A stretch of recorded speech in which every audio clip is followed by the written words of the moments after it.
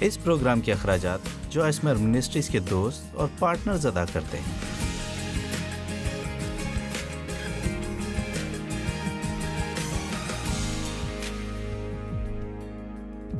بنی اسرائیل 18 سال تک ایک کام کو ٹالتے رہے جو خدا نے انہیں کرنے کو کہا تھا۔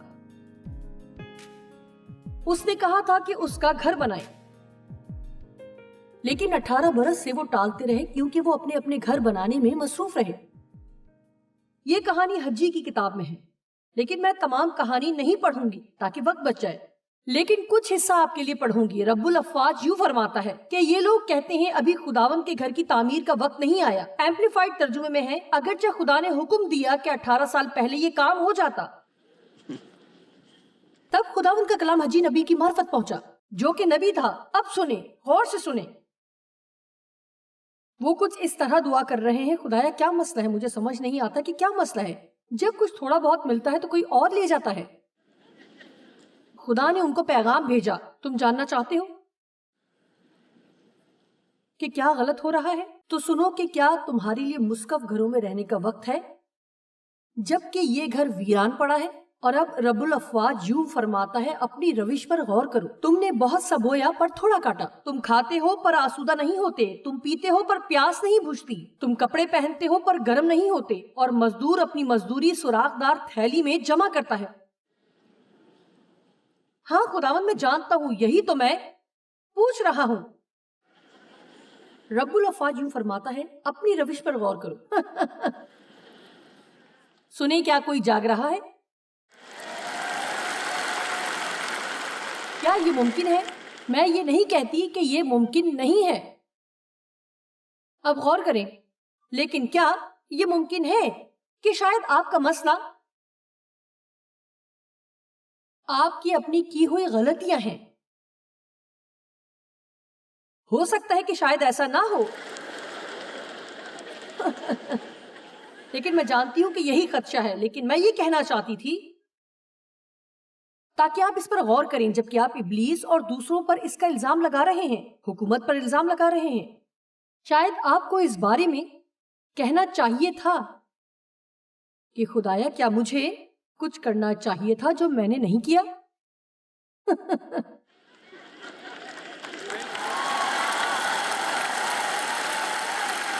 میں کچھ بھی غور کر رہی تھی۔ آمین۔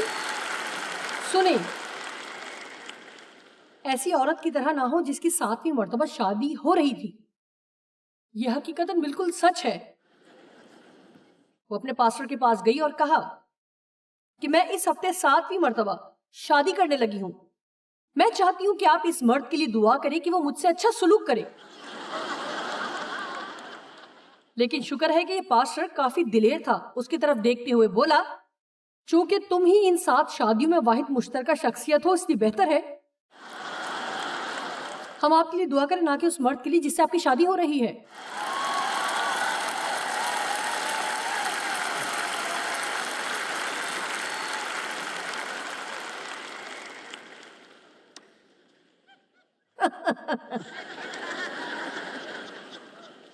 میں تو نہیں ہو سکتی، میں بالکل نہیں ہو سکتی۔ مجھے یاد ہے جب میں ڈیو کے لیے دعا کر رہی تھی کہ وہ بدل جائے، ایک دن خدا نے کہا ڈیو اصل مسئلہ نہیں ہے، تو میں نے کہا اور کون ہے؟ یہاں میرے علاوہ اور کون ہے؟ تو یہ تو ممکن ہی نہیں کہ یہ میں ہو سکتی ہوں۔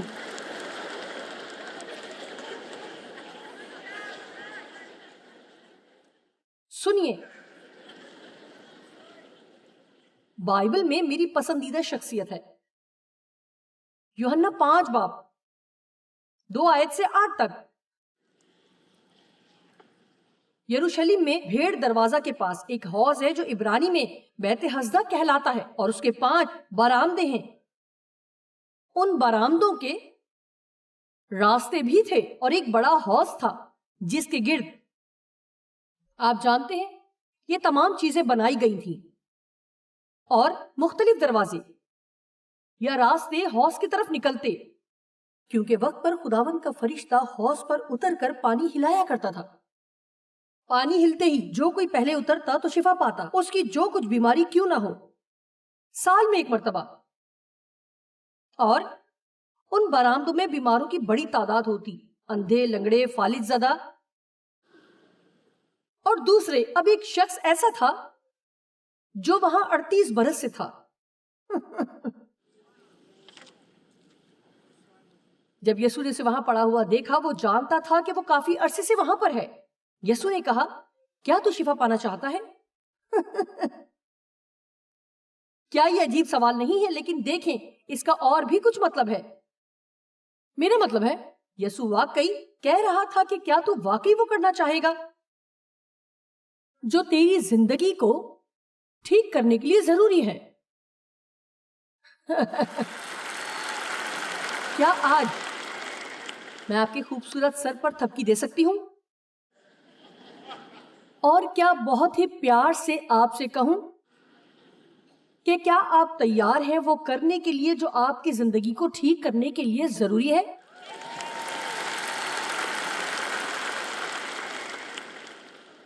یہ کام آپ کے پاسٹر کا آپ کے لیے دعا کرنے سے بڑھ کر ہے. یہ مجھے ٹی وی پر دیکھنے اور سننے سے زیادہ بڑا کام ہے. یہ کانفرنس پر آنے سے زیادہ بڑا کام ہے، کیونکہ یہ سب کام آسان ہے کہ بیٹھ کر میری حصے مزاح پر ہنستے رہیں اور رونے کی کوشش نہ کریں. جب میں سنجیدہ ہوں، خوبصورت موسیقی سے لطف اندوز ہوں. اس ہفتے تو آپ کو بہترین موسیقی پیش کی، بہت اچھی پرستش سنی اور کلام سنایا گیا. یہ سب مفت تھا.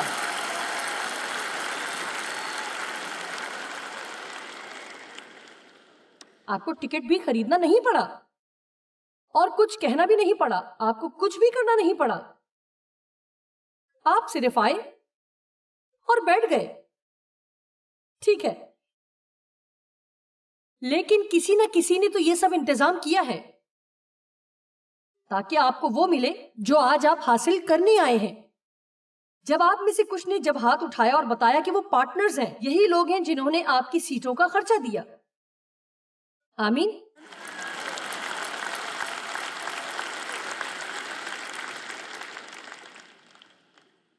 آپ تالیاں بجاتے ہیں، آپ بلند آواز کرتے ہیں، یہ سب اچھا ہے. آپ خوش ہوتے ہیں. ہمیشہ ہی یہ کانفرنس بہت شاندار ہوتی ہے.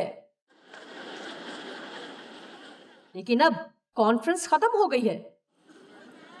ابھی نہیں، لیکن بعد از دوپہر آپ کہیں گے کانفرنس ختم ہو گئی ہے، اور پھر آپ کو اتنی اچھی موسیقی نہیں ملے گی، نہ روشنیاں، نہ میڈیا.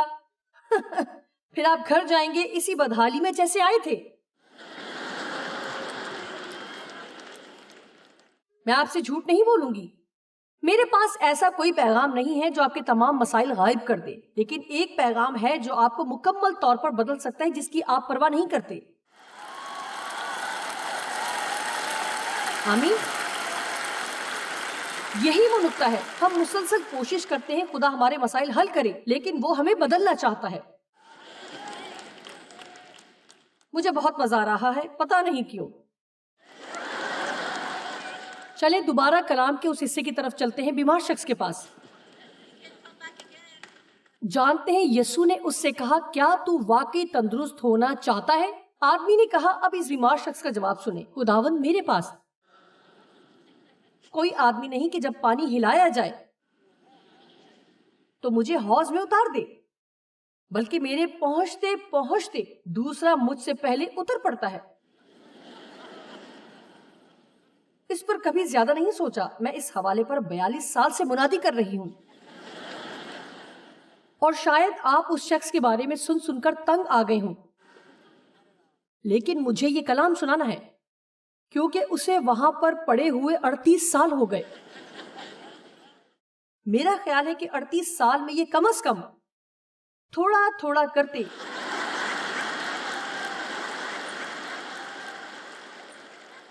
کنارے تک پہنچنے کی کوشش تو کرتا،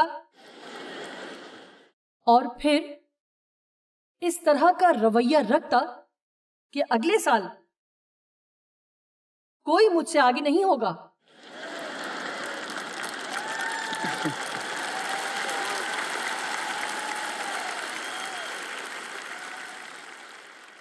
کیونکہ جب فرشتہ آئے گا تو میں اس قدر کنارے پر ہوں گا کہ میں سب سے پہلے خود کو پانی میں گرا لوں گا. شاید آپ کے خیال میں یسوع کو اس شخص پر ترس آیا ہوگا، لیکن نہیں. تم 38 سال سے یہاں پڑے ہوئے ہو. او خدایا، کوئی تم سے پہلے ہی پانی میں اتر جاتا ہے. اوہ، کوئی تمہیں پانی میں اتارنے والا نہیں ہے. لیکن یسوع نے اس سے کیا کہا؟ اٹھ جا. ایمپلیفائڈ بائبل ترجمے میں لفظ اٹھ کے بعد علامت استجاب ہے. اور پھر پتا نہیں، مجھے یہ حصہ بہت پسند ہے. اور کہا اپنی چارپائی اٹھا. دوسرے لفظوں میں اپنا گن سمیٹ لو جو 40 سال سے تم نے جمع کیا ہے اور بیابان میں بھٹکتے پھرتے رہے ہو. سنیں،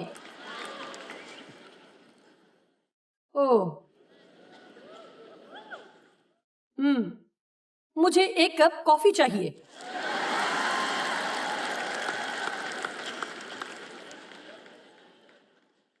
میں اکثر منادی کرتے ہوئے سوچتی ہوں کہ مجھے 1 کپ کافی چاہیے.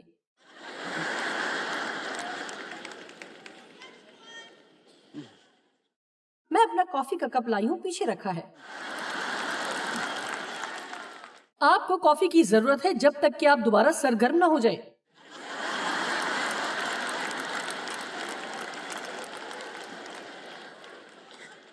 اب آپ کو جان کر خوشی ہوگی کہ غلط ذہنیت نمبر 3 کیا ہے. اس پر کل رات غیر ارادی طور پر کلام سنایا. مہربانی سے میرے لیے سب آسان کر دو، میں اور برداشت نہیں کر سکتی.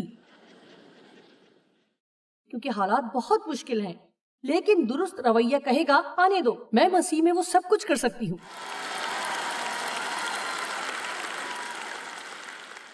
جو مجھے کرنے کی ضرورت ہے، جو مجھے طاقت دیتا ہے. وہ کتاب بعنوان قوت بھرے خیالات، جس کے بارے میں نے بتایا. ان 12 قوت بھرے خیالات میں یہ سب سے پہلے والا ہے. میں آپ کی حوصلہ افزائی کروں گی کہ آپ 1 سال میں اس کتاب کو پڑھیں اور ایک خیال کو 1 مہینہ کے لیے عمل میں لائیں. غور کریں اور دن میں تقریباً 20 مرتبہ دہرائیں کہ میں مسیح میں وہ سب کر سکتی ہوں جو مجھے طاقت دیتا ہے، تاکہ میں وہ کر سکوں جس کی مجھے ضرورت ہے. میں خوفزدہ نہیں ہوں، میں پیچھے نہیں ہٹوں گی، میں ڈرپوک نہیں ہوں. مسیح میں میں سب کچھ کر سکتی ہوں جو مجھے کرنے کی ضرورت ہے.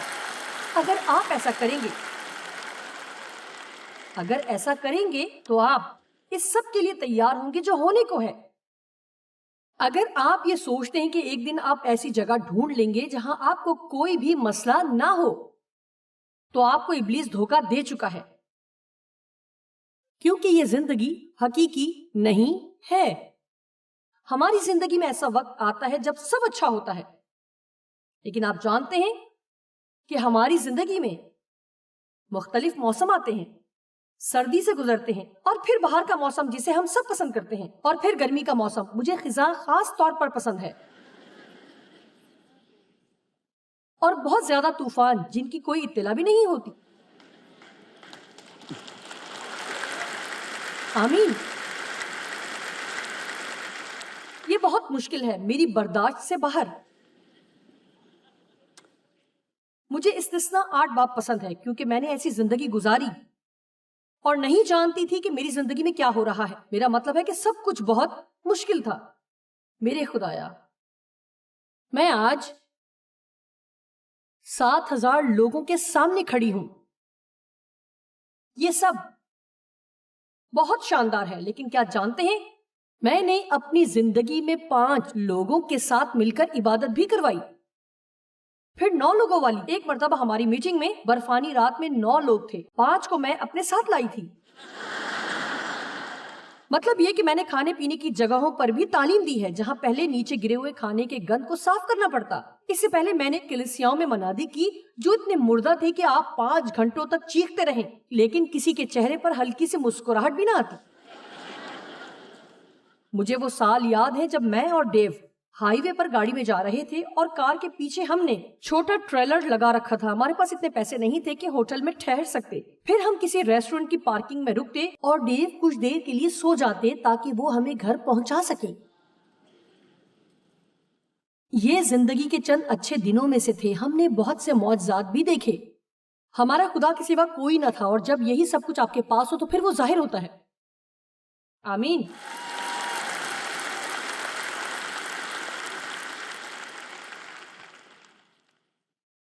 خدا نے میری استثنا 8 باب تک رہنمائی کی۔ خداوند نے کہا، اور تو اس سارے طریق کو یاد رکھنا جس پر ان 40 برسوں میں خداوند تیرے خدا نے تجھ کو اس بیابان میں چلایا، تاکہ وہ تجھ کو عاجز کر کے آزمائے اور تیرے دل کی بات دریافت کرے کہ تو اس کے حکموں کو مانے گا یا نہیں۔ اور پھر 7ویں آیت میں لکھا ہے، کیونکہ خداوند تیرا خدا تجھ کو ایک اچھے ملک میں لیے جاتا ہے، وہ پانی کی ندیوں اور ایسے چشموں اور سوتوں کا ملک ہے جو وادیوں اور پہاڑوں سے پھوٹ کر نکلتے ہیں۔ میں تمہیں مشکل راستے سے لایا تاکہ تمہیں آزماؤں، حلیم بناؤں، تاکہ میں جانوں کہ تم وادی میں میرے حکموں کو مانو گے یا نہیں، کیونکہ پھر پہاڑ کی بلندی پر بھی نہیں مانو گے۔ کیا آپ سمجھ رہے ہیں کہ میں کیا کہہ رہی ہوں؟ کاش زندگی کچھ آسان ہوتی۔ آپ کو سیکھنا ہے کہ بیابان میں اس کی تابعداری کریں۔ آپ کو سیکھنا ہے کہ جو درست ہے وہ کریں جب کوئی آپ کو نہ دیکھتا ہو۔ اور جانتے ہیں، جب مقرر وقت آتا ہے آپ باقی چیزوں میں نہیں پھنستے، نہ برکات میں، نہ شہرت میں، اور نہ ہی دوسری باتوں میں۔ میں آپ کو بتانا چاہتی ہوں، میں خود سے بالکل بھی متاثر نہیں ہوں، بالکل بھی نہیں، کیونکہ میں اس عمل سے بار بار گزر چکی ہوں۔ میں کہوں گی کہ کچھ بنانے کے لیے سال لگ جاتے ہیں، خدا سب کچھ 5 سیکنڈ میں ڈھا سکتا ہے۔ میرے اندر خدا کا پاک خوف ہے۔ اس کا مطلب ہے کہ میں ارادی طور پر کچھ ایسا نہیں کروں گی جو میں جانتی ہوں کہ خدا چاہتا ہے کہ میں نہ کروں۔ اس لیے ہمیں کچھ پاک خوف کی ضرورت ہے۔ آپ کو پتہ نہیں چل رہا کہ اس پر تالی بجائیں یا نہ بجائیں۔ میں یہ نہیں کہہ رہی کہ خدا سے خوفزدہ ہوں، لیکن میں بات کر رہی ہوں کہ خدا کے لیے پاک خوف رکھیں۔ خدا کے لیے پاک خوف خدا ہے، اس لیے میں اسے نظر انداز کر کے اپنی مرضی سے سب کچھ نہیں کر سکتی جو میں چاہتی ہوں اور سوچوں کہ میری زندگی شاندار ہوگی۔ پہلا پطرس 4:12، اے پیارو، جو مصیبت کی آگ تمہاری آزمائش کے لیے تم میں بھڑکی ہے، یہ سمجھ کر اس سے تعجب نہ کرو کہ یہ ایک انوکھی بات ہم پر واقع ہوئی ہے۔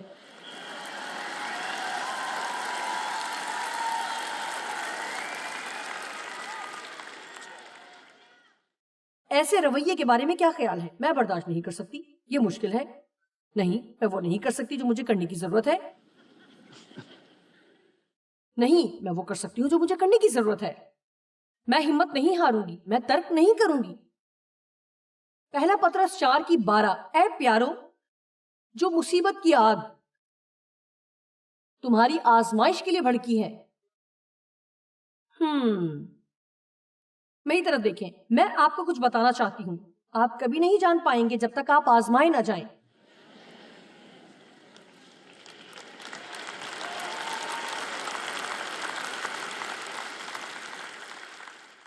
اکثر بہت سے لوگ سوچتے ہیں کہ ان کا ایمان بہت بڑا ہے، وہ اپنی کلیسیا میں ایمان کی اعلیٰ مثال ہیں، اپنے دوستوں کے لیے اور کلیسیاؤں کے لیے بھی۔ آپ سب کو بتا سکتے ہیں کہ خدا پر بھروسہ کیسے کیا جائے۔ بس خدا پر بھروسہ کرو، وہ تمہیں نکال لے گا۔ اپنی فکر اس پر ڈال دو اور فکر نہ کرو جب تک یہ آپ پر نہ بیت جائے اور آپ میں بھڑک نہ اٹھے۔ کیا آپ جانتے ہیں یہ صرف ایک دن کا مسئلہ نہیں ہے، یہ 5 سال کا مسئلہ ہے۔ آپ سمجھ رہے میں کیا کہہ رہی ہوں؟ پھر اس مقام پر آپ صبح اٹھ کر دعا کرتے ہیں کہ خدایا مجھے فضل دے کہ اپنے پورے دل سے تیری خدمت کروں، چاہے میری زندگی کے حالات کتنے ہی برے کیوں نہ ہوں۔ آپ وہ کرتے ہیں جو درست ہے جب زندگی بھی آپ کے ساتھ اچھا نہ کرے۔ پھر آپ فتح کے مقام تک آ جائیں گے جو آپ سے کوئی نہیں چھین سکے گا۔ سنیں، آپ اسے کتنے بڑھنا چاہتے ہیں؟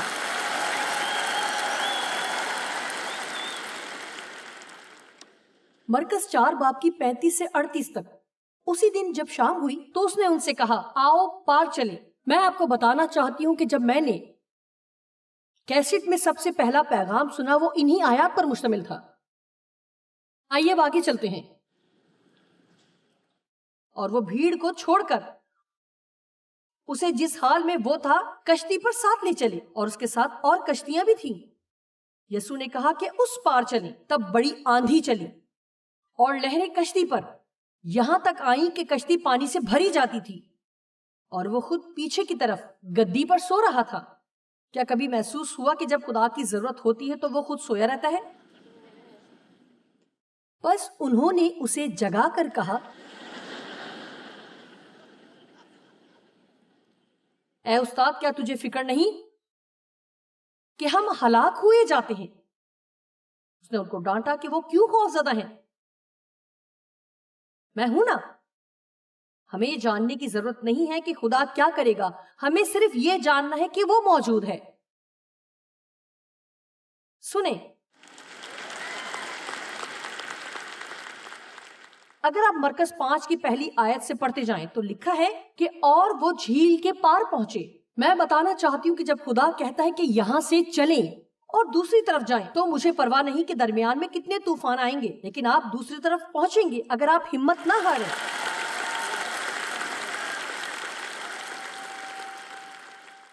جانتے ہیں آغاز کرنا آسان ہے، ہر شخص آغاز میں پرجوش ہوتا ہے۔ ہاں، میں اپنی زندگی کو ٹھیک کروں گی۔ میں جوائس مائی کی اس کانفرنس میں گئی، جوائس نے مجھے اس قدر پرجوش کر دیا ہے اور میں کہہ سکتی ہوں کہ کچھ بدلنا شروع ہوگا۔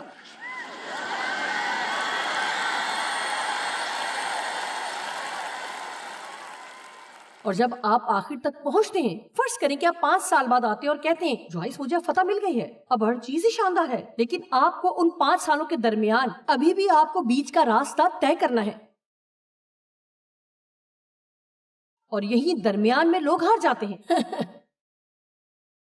کیونکہ جب آپ یہاں سے جاتے ہیں تو اب وہ موسیقی نہیں ہے اور نہ ہی یہ ماحول ہے اور نہ دوسری چیزیں۔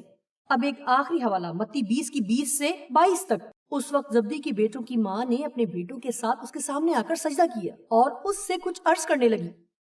اس نے اس سے کہا، تو کیا چاہتی ہے؟ اس نے اس سے کہا، فرما کہ یہ میرے دونوں بیٹے تیری بادشاہی میں تیری داہنی اور بائیں طرف بیٹھیں۔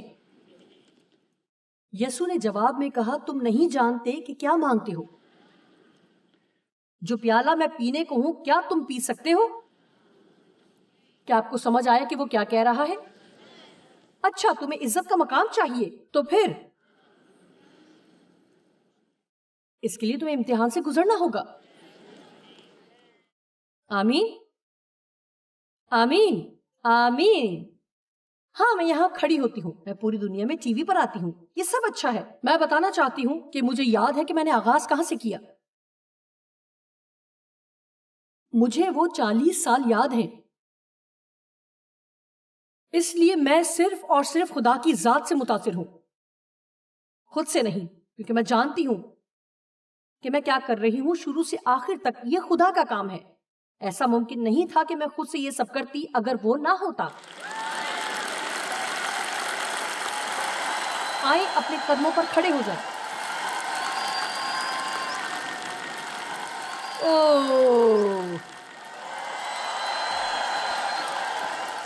آئیں مشق کریں۔ میں مسیح میں سب کر سکتی ہوں جو مجھے کرنے کی ضرورت ہے، وہ میری قوت ہے۔